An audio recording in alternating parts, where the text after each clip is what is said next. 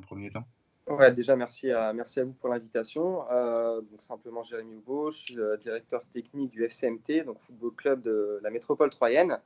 Donc, on est un club de 800 licenciés, donc c'est le club le plus important en termes de licenciés de la région Grand Est.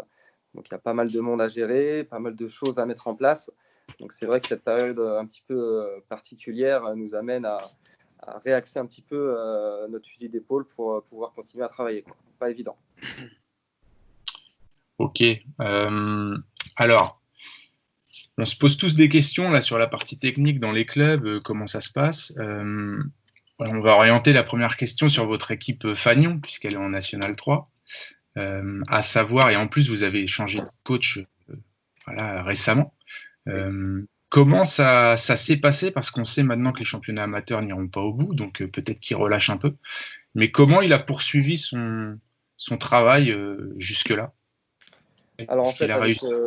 avec Christian Romont, qui est le nouveau coach, qui a pris ses fonctions il y a un bon mois maintenant, particulier. On a mis en place en fait ensemble un programme d'entraînement basé sur 2 semaines dans un premier temps, parce qu'on ne savait pas où on allait en termes de reprise, que ce soit terrain ou même déconfinement, on va dire. Donc on s'était basé sur 2 semaines de programme à chaque fois. On a mis en place ce système pour tout notre pôle formation aussi. Et en fait, au milieu, en fin de la deuxième semaine, on a mis en place un questionnaire interactif avec le site Survio, je ne sais pas si vous connaissez, où en fait on avait le ressenti des joueurs par rapport au programme qu'on aura pu leur envoyer. C'est particulier, on n'a pas l'habitude, nous, de mettre en place des programmes spécial confinement, comme on dit. Donc on avait besoin d'avoir ce retour des joueurs pour pouvoir réaxer un petit peu le deuxième programme, où là, on arrive à la fin du deuxième programme, qui arrive en même temps, on va dire, des prises de décision de la Fédé. Ouais. Et du coup, c'est quelque chose qui va être poursuivi ou Alors on vous attend allez vraiment changer avec, d'orientation? ouais, on attend vraiment avec impatience un petit peu les prises de décision de la Fédé. Après, on ne va pas se voiler la face, hein. On sait très bien qu'on envoie un programme aux joueurs. Après, on ne va pas dire c'est au bon vouloir du joueur, mais c'est la conscience, on va dire, entre guillemets, professionnelle du joueur pour pouvoir le suivre. On sait que ce n'est pas évident. Les moyens ne sont pas les mêmes d'un joueur à un autre. L'espace de travail aussi, forcément. Il y en a qui sont en appart, en maison. Donc, ce n'est pas évident. Donc, on attend vraiment avec impatience, logiquement jeudi, si je ne me trompe pas, les prises de décision de la Fédé, quoi. C'est sûr. Tu parlais des jeunes aussi. Sur les plus jeunes, vous avez travaillé de la même manière, c'est-à-dire que vous envoyez des programmes. Alors, on a envoyé un programme, on va dire, un peu plus athlétique, physique, jusqu'à U14. En dessous, on n'a pas trouvé nécessaire de mettre un programme, on va dire, footballistique en place. Par contre, on a mis en place des actions un peu plus cérébrales, de cohésion, on va dire. Notamment, je prends un exemple, on a mis en place quelque chose avec la Fondation Football, avec Puissance Foot, où c'est des thématiques un peu plus scolaires, mais entrecoupées avec du football. On trouvait ça intéressant. On a mis en place aussi, on a essayé de mettre en place des actions qui sortaient un petit peu de l'ordinaire, un peu novatrices en termes de challenge. On a mis le challenge breakfast en place. Donc c'était en fait simplement, voilà, sur une matinée, prendre en photo son petit déjeuner sportif et l'envoyer sur nos réseaux sociaux. On a vu que ça a très bien marché parce que même des joueurs seniors sont prêtés au jeu. Donc on trouvait ça sympa. Après, on ne va pas se voiler la face. C'est très compliqué de garder un petit peu en alerte tous les acteurs du club et surtout quand on est 800, quoi. Du coup, on est plus sur du travail, garder les gens mobilisés.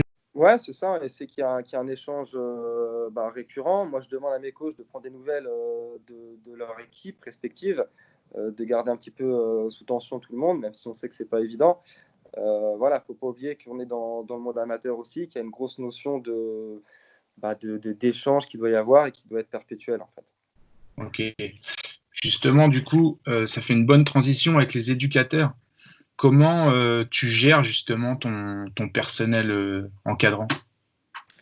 Alors, c'est vrai que nous, on a des salariés, on a des bénévoles. Après, nous, les personnes, on va dire, on échange principalement, du coup, en ce moment par WhatsApp, par visio ou par appel. On a été placé, nous, en chômage partiel courant mois de mars, donc c'est pas évident, mais il me semble important de garder quand même un lien, malgré ça, avec tout le monde pour pouvoir bien redémarrer quand ça redémarre, en fait. Donc, c'est pas évident, même pour les joueurs. On ne va pas se mentir aussi, il y a des défraiements, etc., des frais kilométriques sur pas mal de joueurs. Donc c'est vrai qu'on a tout couper aussi en même temps que les éducateurs. On ne peut pas non plus faire plus financièrement que ce qu'on est capable. Et je pense que tout le monde l'a très bien compris. Et puis c'est pour le bien du club en fait. Ok. À mon avis, fin de saison sans compétition. Là, hier, en plus, le président a parlé qu'à partir du 11, on allait peut-être pouvoir ressortir un petit peu. Comment se passerait la fin de saison au FCMT si ça pouvait reprendre et s'il n'y avait pas de compétition? Alors après, moi je pense que la clé du succès du club de demain, ça va être dans la préparation. Pour moi, c'est super important de bien préparer la saison qui va arriver, que ce soit, on va dire, économiquement ou même sportivement. Alors, il ne faut pas tout réformer, il y a des très bonnes choses qui sont déjà mises en place dans chaque club et qui fonctionnent très bien. Mais je pense qu'il y aura une grosse réflexion pour pouvoir, je pense notamment aux manifestations, essayer de s'autofinancer au maximum pour être dépendant le moins possible, que ce soit des partenaires sponsors, même s'ils sont indispensables. Et je pense qu'il y a une grosse réflexion, du moins, à avoir par rapport à tout ça. Concernant la reprise, on va forcément être dépendant des installations de mairie. Est-ce que ça va réouvrir? Est-ce que ça va continuer? J'ai vu que les écoles reprenaient. Nous, on a une section sportive. Donc l'interrogation, qu'est-ce qu'on fait? Est-ce que les jeunes en section sportive vont pouvoir pratiquer leur discipline? Donc voilà, il y a pas mal d'interrogations. Et j'espère vraiment que d'ici une bonne semaine, tout soit réglé pour que personne continue à être dans le flou, quoi. Ok. Pour terminer, un petit sentiment. Est-ce que tu penses que ce confinement, en tout cas cette situation très particulière, au final, le club va en pâtir vraiment ou tu penses qu'il peut ressortir plus fort et vous avez peut-être moyen de développer de nouvelles choses qui vous serviront par la suite? On va pas se voiler la face, hein. Économiquement, ça va être compliqué. Alors peut-être pas pour boucler le budget en cours, mais pour le N+1, N+2, je pense qu'il y a une grosse réflexion à avoir et je pense que c'est pas plus mal. Ça va ouvrir un petit peu les yeux en interne sur d'autres nouvelles choses à mettre en place, que ce soit notamment sur le digital, qui est très porteur en termes de communication, mais aussi en termes de manifestation. Donc, je pense que je vais pas dire que c'est un mal pour un bien, mais voilà, il y a une grosse réflexion, comme j'ai dit, à avoir pour optimiser les choses pour l'année prochaine, quoi. Ouais, ça va changer les choses certainement. Mm. Certainement. On va, on va laisser notre expert ressources humaines et peut-être économique aussi, Pierre. Ouais, c'est ça. Bon, l'expert, c'est pour le conclusion, mais bon, je suis pas sûr, mais on a déjà un peu abordé. Donc ouais, si tu pouvais présenter un peu le club, le nombre de salariés, aussi avec les éducateurs, on a parlé aussi des défraiements. Comment tu gères ça humainement? Et après, on verra aussi financièrement, est-ce qu'il y a eu des dispositifs mis en place par l'État ou la commune? Alors, ouais, comme tu le disais, on est en pleine période entre guillemets de mercato sur les éducateurs et je prends l'exemple de cette année, on avait 3 salariés en contrat d'apprentissage en BMF et je pense que la réflexion, voilà, elle est plutôt à la baisse pour l'année prochaine et ça nous permettra peut-être aussi de mieux cibler les personnes qu'on aura avec peut-être beaucoup plus d'entretiens préalables, être minutieux sur le recrutement. Peut-être aussi pour les joueurs, on va pas se voiler la face, à un moment donné peut-être moins s'orienter entre guillemets sur des mercenaires. À un moment donné, je pense que c'est important de recruter des personnes aussi pour ce qu'ils sont et qu'ils aient d'autres atouts, notamment professionnels et pas que footballistiques. Donc c'est vrai que c'est pas évident et comme je le disais précédemment, il y a une grosse réflexion à avoir par rapport à tout ça, quoi. Ok, donc maintenant, donc les salariés sont en chômage partiel. Ouais, tous les salariés sont en chômage partiel. On a aussi des services civiques.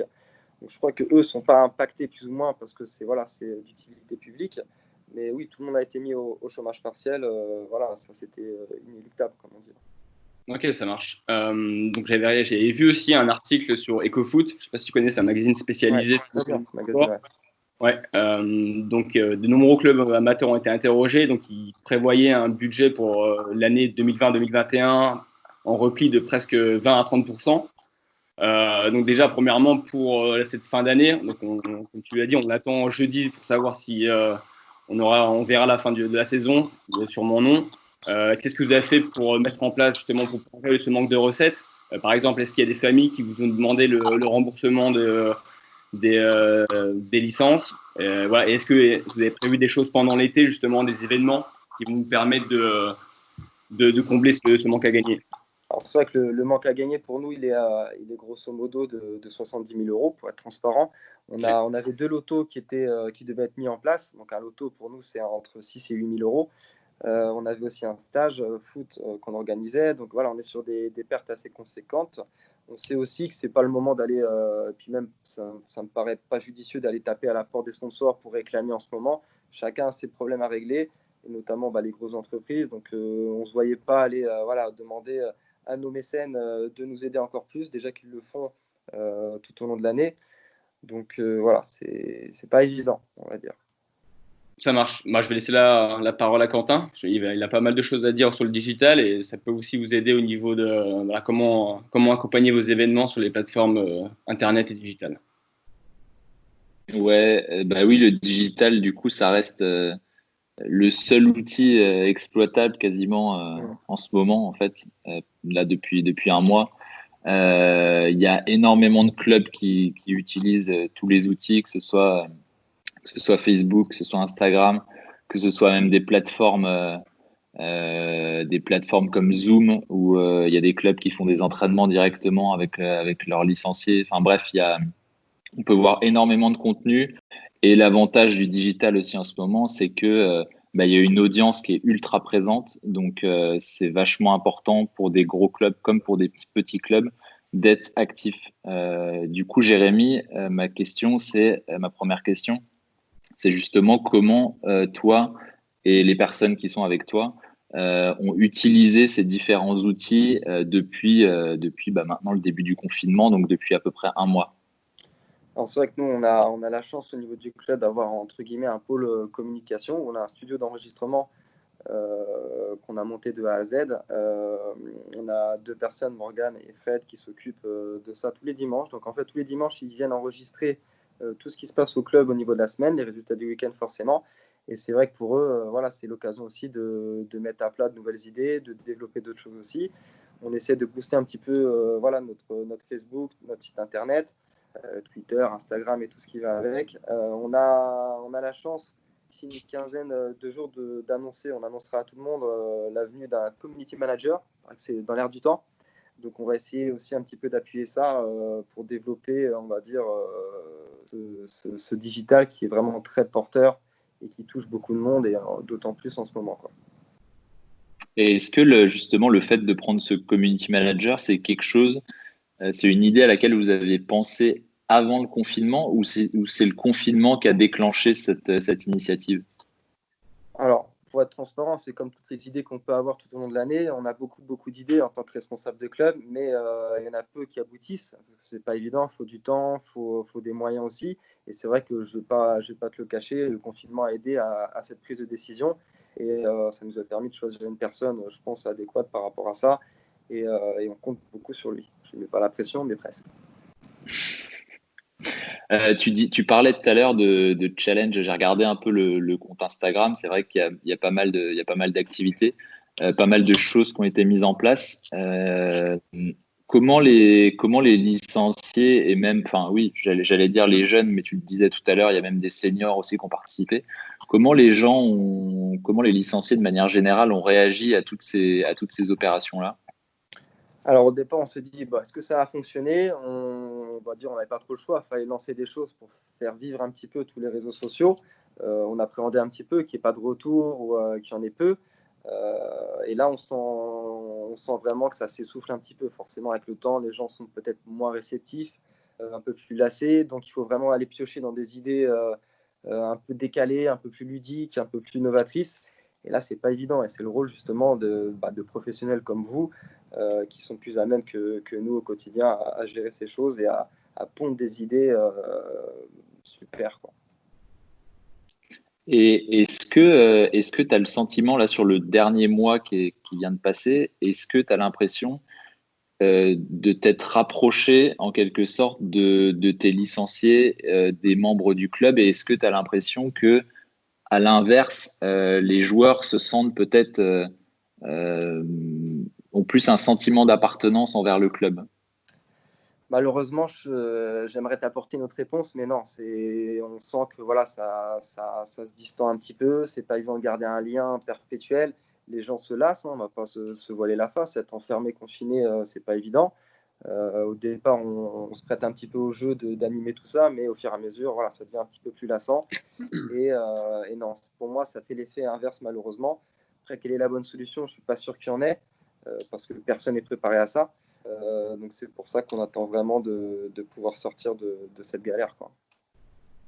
Donc en gros, si on peut finir sur une note positive, enfin, si j'entends ce que tu dis, c'est que le confinement, finalement, ça t'a peut-être convaincu dans le fait que la communication digitale aujourd'hui pour un club, c'est important parce que justement, tu as dit que vous alliez démarcher un community manager pour la suite. Est-ce que tu as le sentiment que ça va faire passer une étape supplémentaire au club? Ouais, j'espère que pour nous, ce sera vraiment un cap. Après, je pense que tu es mieux placé que moi pour parler de tout ce qui est digital. Ça peut être à double tranchant aussi. Donc, d'où l'importance de bien choisir la bonne personne, de ne pas s'éparpiller non plus dans la communication, de ne pas trop en mettre au bon moment. J'ai vu qu'il y a des plages horaires aussi à respecter pour pouvoir attirer un peu plus de monde. Donc voilà, je pense vraiment, on compte beaucoup sur ça pour créer une émulsion plus importante au niveau du club, mais pourquoi pas aussi développer un aspect un peu plus économique, commercial, qui pour moi doit fonctionner et a complètement sa place dans un club aujourd'hui, quoi. Complètement. Romain l'a dit tout à l'heure, le confinement donc, va être prolongé jusqu'au 11 mai. Du coup, d'un point de vue digital, bon, tu as dit que voilà, tu arrivais aussi à court d'idées sur certains trucs. Quelles sont les perspectives justement pour ce mois à venir? Peut-être que tu n'as pas eu le temps forcément d'y penser pour l'instant, mais est-ce que tu as toujours l'objectif de continuer à maintenir ce lien avec les licenciés? Alors, je vais essayer de botter en touche habilement. Non, voilà, on va attendre jeudi un petit peu les grandes décisions de la Fédé, mais c'est vrai que moi, je me vois mal renvoyer un programme encore aux joueurs, les maintenir sous tension. Là, on va pas se voiler la face, hein. Les joueurs, ils sont inactifs et pour relancer la machine, ça va être minimum 4 semaines. Donc, quelle est l'utilité de refaire un programme pointu par rapport à ça? On n'est que sur du maintien de capacité et c'est vrai que ça va pas être évident, quoi. Ok. Eh ben, bon courage du coup. Merci. Non, bah voilà, moi mais c'est vachement intéressant en tout cas de voir que des clubs comme ça comprennent dans ton discours, en tout cas, j'ai l'impression que tu comprends l'utilité du digital et ce que ça peut apporter pour le club, que ce soit maintenant, mais que ce soit aussi pour la prochaine saison. Donc, je trouve ça vachement bien qu'il y ait des initiatives comme ça, en tout cas. Ah non, c'est comme je te l'ai dit, pour moi, c'est dans l'air du temps. Maintenant, il ne faut pas que ce soit une opération ponctuelle parce que voilà, on est en confinement, etc. Il faut vraiment que ça perdure et essayer de maintenir quelque chose de solide pour pouvoir le perdurer, quoi. Ok. Eh ben, écoute, Romain, moi, c'est bon pour la partie digitale. Ok, très bien. Bon, quel objectif pour le club cette fin de saison? Petit objectif? Se maintenir, déjà, ce serait déjà pas mal. Se maintenir, alors c'est vrai qu'on n'était pas forcément sur les règlements pour pouvoir se maintenir, mais on voulait vraiment le faire, on va dire, sur le terrain. On était très bien parti depuis le changement de coach. On avait enchaîné, je pense, 2 grosses prestations, notamment contre Metz, les premiers où on gagne chez nous. Donc on était vraiment sur une bonne dynamique, donc c'est un petit peu dommage. Et puis je pense que c'était nécessaire pour nous d'avoir un regard neuf et un œil neuf sur le club, pouvoir insuffler une autre dynamique qui pour moi était très bien partie et qui, je l'espère, va perdurer. Ok. Bon, bah, on vous le souhaite. C'est un gros club de la Ligue Grand Est, donc forcément un petit peu de pression, évidemment. Il y a plein d'enjeux. On vous souhaite une bonne fin de saison et puis qu'il y ait le moins d'impact possible pour la rentrée. Et on suivra ça avec attention. Merci beaucoup, merci à vous en tout cas. Merci. À bientôt, Jérémy. Bon courage. Au revoir. Ciao.